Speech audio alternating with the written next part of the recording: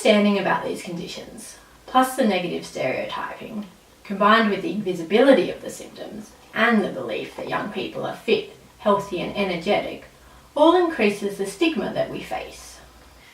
There's a lot of stigma with invisible illnesses, mainly because people don't understand what they can't see. Because of that, it can be difficult to use mobility aids and things like that, and I'm still learning to accept that I might get looked at funny because it's strange to see a person who looks healthy using a mobility aid.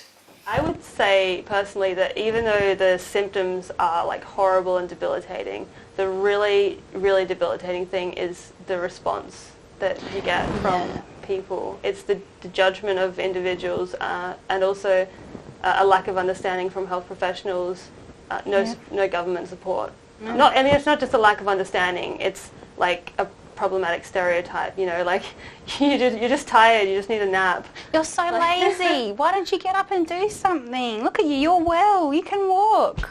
No, I can't. Yeah. Actually, I went into many doctors' offices so sick that by the time I got in, I was like, I need to lie down on your bed. And, you know, I would say, there's all these things wrong with me. I have 50 symptoms, maybe 51.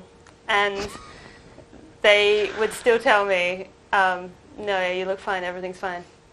Crazy. And that's a terrifying thing to hear when you're debilitated. Is it all in my head? Am I going crazy? And your body's giving you all this information and they're saying, no, you're fine. And also all the tests come back normal, and that's another aspect of invisibility. Oh, you're just tired. You know, if we get you on the right regime of diet and supplements and medications, then you'll get better. And then, oh, well, you're not getting better. You're not improving as you should, you know, as we expect you to. Therefore, you must be doing something wrong, you know, you're not trying hard enough. There are a lot of doctors out there who won't put their own ego aside to say that they don't know enough about chronic fatigue, and there's doctors out there or healthcare professionals who look at it as a business opportunity and take advantage of the fact that people are vulnerable and desperate to get better. I had doctors that have literally scolded me for coming and asking for my regular medications, and that, you know, because they don't like prescribing opioids, even though this is something that I was put on when I was 14 years old without any consultation, without any discussion of the future risks, without any kind of plan going into the future. I was just chucked on these drugs, and then I get to a certain age and suddenly people start getting nervous about it and, you know, sort of treating me basically like a drug seeker. Well, when I'm in my wheelchair, for example, everyone does everything for me. People will open doors, people will, you know, stop so I can get pushed across the road. People will, you know, make way for me in lines. It's really, I feel like really valid in being unwell. Absolutely.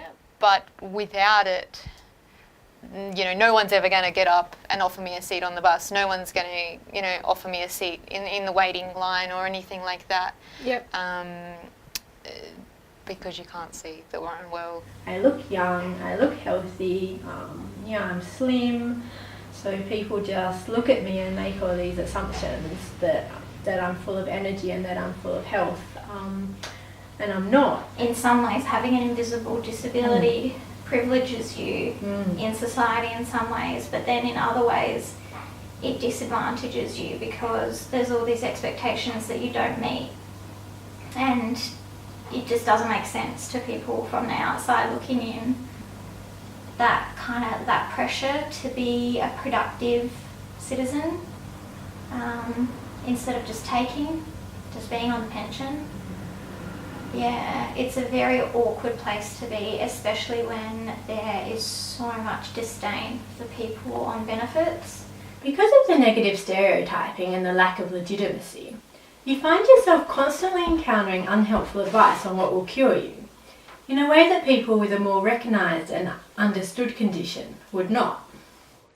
Exercise. Oh, that's I get that so much. Go do yoga, you'll feel so much more better and centred. Or go for a walk. The exercise for me is able to go to the bathroom and brush my teeth. That's a really good day. Standing up in the shower sometimes.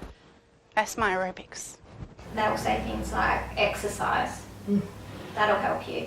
which is very frustrating to hear when you're so exhausted and everything hurts, and the last thing you can imagine is doing exercise. One that I seemed to get a lot was that it was all about my attitude, you know, that I just needed to have a more positive attitude, and that, you know, then things would get better. And, you know, if I just went out more and socialised more and tried a bit harder and stopped feeling sorry for myself. When people say you should get out more or you should just socialise more, that's completely unhelpful to me, and they don't realise how much effort I put into socialising on a daily basis. Gluten-free diet was recommended by everyone. A lot of well-meaning people have told me over the years that I just need to start eating meat again, and that would help, and that would fix all of my problems. Wow.